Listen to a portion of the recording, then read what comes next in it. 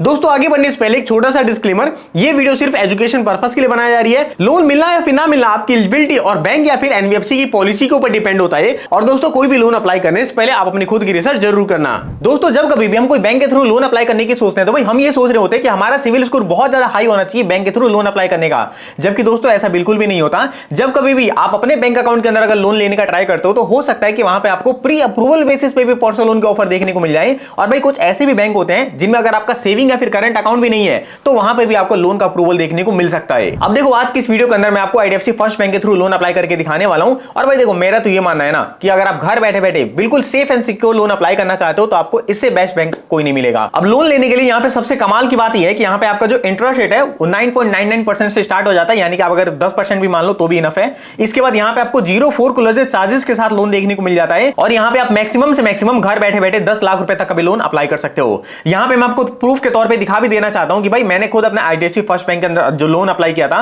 वहां पे मेरे को प्री अप्रूवल बेसिस पे भी पर्सनल लोन देखने को मिल गए थे। और इन लोन्स को लेने के लिए मेरे को ज्यादातर ऑफलाइन वेरिफिकेशन वगैरह भी करवाने की जरूरत नहीं पड़ती, ऑनलाइन ही लोन अप्लाई होता है और ऑनलाइन ही मेरे बैंक अकाउंट के अंदर कुछ ही घंटों के अंदर क्रेडिट कर दिया जाता है। चलो एक बार मैं आपको कंप्लीट प्रोसेस बता देता हूं आईडीएफसी फर्स्ट बैंक के थ्रू लोन अप्लाई करने का। तो दोस्तों सबसे पहले आपको आईडीएफसी फर्स्ट मनी की वेबसाइट पे आ जाना है। इसका मैं आपको डायरेक्ट लिंक डिस्क्रिप्शन बॉक्स के अंदर दे दूंगा।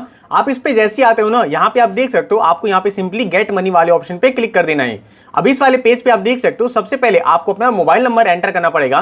ध्यान रखना आपको मोबाइल नंबर वही डालना है जो कि आपके आधार कार्ड के साथ लिंक हो, जिससे कि आपका सिविल स्कोर भी जल्दी से जल्दी फैच हो जाएगा और आपको यहाँ पे लोन मिलने की पॉसिबिलिटी भी बढ़ जाएगी। तो मोबाइल नंबर डालने के बाद आपको सिंपली सबमिट कर देना है। अब आपके रजिस्टर्ड मोबाइल नंबर पे एक ओटीपी भेजा जाएगा और वो ओटीपी आपके यहाँ पे डाल के उसको भी सबमिट कर देना है। अब यहाँ पे आप देख सकते हो नेक्स्ट पेज पे आपको अपना पैन कार्ड का नंबर डालना पड़ेगा। तो भाई आपको अपना यहाँ पे करेक्ट पैन कार्ड नंबर डाल देना है। अब उसके बाद आपको अपना एक डेट ऑफ बर्थ भी सिलेक्ट करना पड़ेगा। तो यहाँ पे जो आपको कैलेंडर का आइकन दिख रहा है आपको इसी पे क्लिक करके अपने डेट, महीना और ईयर ये सारी चीजें यहाँ पे सिलेक्ट करके इसको भी कंफर्म कर देना है। उसके बाद आपको इनकी टर्म एंड कंडीशन को एक्सेप्ट करके सिंपली इसको प्रोसीड कर देना है। अब यहाँ पे आप देख सकते हो आपके पास अब आधार कार्ड नंबर डालने का ऑप्शन आ जाएगा।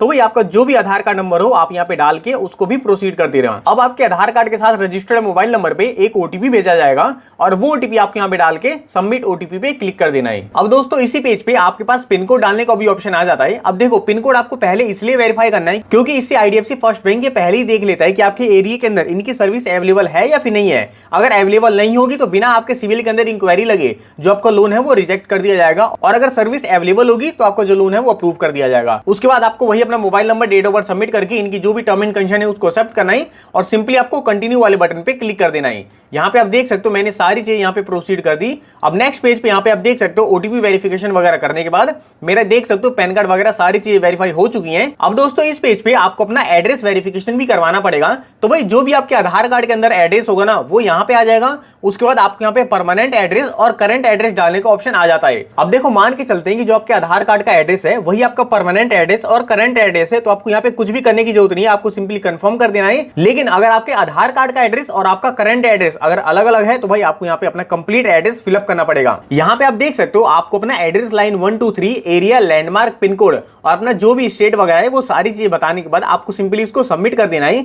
अब आप जैसे इसको सबमिट करते हो ना, यहाँ पे आप देख सकते हो अब इस पेज पे आपको अपनी एम्प्लॉयमेंट टाइप भी बतानी पड़ेगी। तो भाई आप सैलरीड पर्सन हो या फिर सेल्फ एम्प्लॉयड हो आप यहाँ पे बता सकते हो। देखो मैं ना आपको एक चीज बता देता हूँ, अगर आपने यहाँ पे सेल्फ एम्प्लॉयड सिलेक्ट किया और अगर आपके पास कोई प्रॉपर प्रूफ नहीं होता तो भाई ध्यान रखना जो आपका लोन है वो रिजेक्ट भी किया जा सकता है। इसलिए भाई हम भी यहाँ पे सैलरीड पर्सन ही सिलेक्ट करने वाले हैं। तो अब आप जिस भी कंपनी के अंदर काम करते हो उस कंपनी का नाम आपको यहाँ पे बताना पड़ेगा। उसके बाद इंडस्ट्री टाइप बता देनी है कि आप कौन सी इंडस्ट्री के अंदर काम करते हो और उसके बाद आपको ऑर्गेनाइजेशन टाइप भी बताना पड़ेगा। यहाँ पे आप देख सकते हो बहुत सारे टाइप आ जाएंगे, आप इनमें से कोई सा भी सिलेक्ट कर सकते हो। सारी चीजें सिलेक्ट करने के बाद आपको यहाँ पे अपनी ऑफिस की ईमेल आईडी भी डालनी पड़ेगी। और दोस्तों बहुत से लोगों के पास ना उनकी ऑफिशियल ईमेल आईडी नहीं होती, तो भाई उस केस में ना आपको यहाँ पे ज्यादा टेंशन लेने की जरूरत नहीं है, क्योंकि यहाँ पे आप देख सकते हो एक ऑप्शन दिया गया है don't have official email ID. आपको सिंपली इस पे टिक कर देना है। अगर ईमेल आईडी है तो डाल देना, अगर नहीं है तो इस वाली टर्म एंड कंडीशन को एक्सेप्ट कर लेना। अब उसके बाद आपको अपनी मंथली सैलरी बता के सिंपली इसको कंफर्म कर देना है। और ध्यान रखना आपकी मंथली सैलरी यहाँ पे 20 से 25 हजार के आसपास होनी चाहिए। अब देखो ये कोई ज्यादा हार्ड वेरिफिकेशन नहीं करते, तो अगर आप 5 से 10 हजार रुपए बढ़ा के बता देते हो तो यहाँ पे आपको लोन अप्रूवल के चांसेस हाई देखने को मिल जाते हैं। अब दोस्तों यहाँ पे आप देख सकते हो मेरे पास कांग्रेचुलेशन करके मैसेज आ चुका है।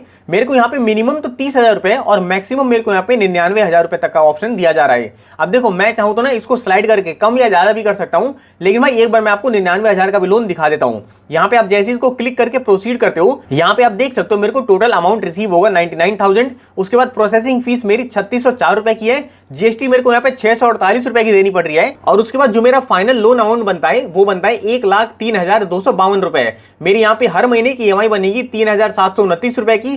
टेन्योर मेरा 36 महीने का रहने वाला है, और मेरा यहाँ पे मंथली रिड्यूसिंग रेट 18% का बताया जा रहा है। अब देखो भाई मेरे इस लोन से आप अंदाजा लगा लेना कि आपको यहाँ पे कितने चार्जेस देने पड़ सकते हैं। जिस बंदे का मैंने लोन अप्लाई किया ना उसका भाई थोड़ा सा सिविल स्कोर डाउन है, इसलिए इसको ना इतने महंगे इंटरेस्ट रेट पे लोन ये दिया जा रहा है। तो भाई देखो अब ये आपके ऊपर है कि आप यहाँ से लोन अप्लाई करना चाहते हो या फिर नहीं करना चाहते। अगर मैं आपको क्लियरली बताऊं तो जितनी भी हमारी मार्केट के अंदर फर्जी लोन एप्लीकेशन या फिर इंस्टेंट लोन एप्लीकेशन होती है उनसे तो भाई कहीं ज्यादा बेटर है कि आप आईडीएफसी से अपना आगे पर्सनल लोन अप्लाई कर लो। और अगर आप इसी पेज को थोड़ा सा नीचे स्क्रॉल करते हो तो यहाँ पे आपको अपने फादर का फर्स्ट नेम देना पड़ेगा, उसके बाद उनका लास्ट नेम देना पड़ेगा, और यहीं पे अगर आप एडिशनल इंफॉर्मेशन देना चाहते हो तो आप दे सकते हो, वरना आप इनके टर्म एंड कंडीशन को सब करके सिंपली नेक्स्ट पे क्लिक कर देना। अब दोस्तों यहाँ पे आप देख सकते हो मेरे को आईडीएफसी फर्स्ट की तरफ से एक ओटीपी भेजा जाएगा। ये ओटीपी आपके रजिस्टर्ड मोबाइल नंबर पे जाने वाला है, तो भाई आपको सबसे पहले ओटीपी वेरीफाई कर लेना है। यहाँ पे आप देख सकते हो मेरा सक्सेसफुल ओटीपी वेरिफिकेशन हो चुका है। अब दोस्तों इस वाले पेज पे आपको अपने ई मैंडेट का प्रोसेस कंप्लीट करना पड़ेगा। अब देखो बेसिकली ई मैंडेट ये होता है, हमने जो भी अपनी ईएमआई देखी ना वो ईएमआई हमारे बैंक से ऑटोमेटिक हर महीने कटती रहे, उसके लिए हमको एक ई मैंडेट का प्रोसेस कंप्लीट करना पड़ता है। इसके अलावा जो हमारी ईएमआई है वो भाई ऑटोमेटिक नहीं कट सकती, तो भाई ये करना हमको मैंडेटरी होता है किसी भी लोन एप्लीकेशन के अंदर।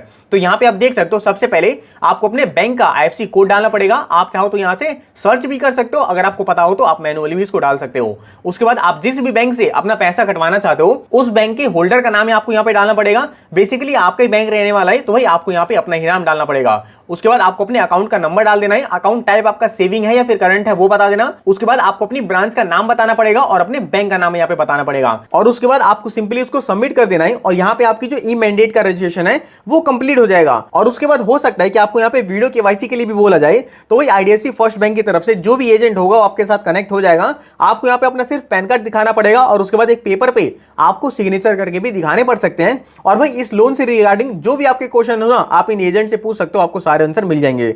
उसके बाद आपके पास भी ऐसा थैंक यू का पेज आ जाएगा। तो दोस्तों इस तरह से अगर आप चाहो तो आईडीएफसी फर्स्ट बैंक के थ्रू पर्सनल लोन अप्लाई कर सकते हो।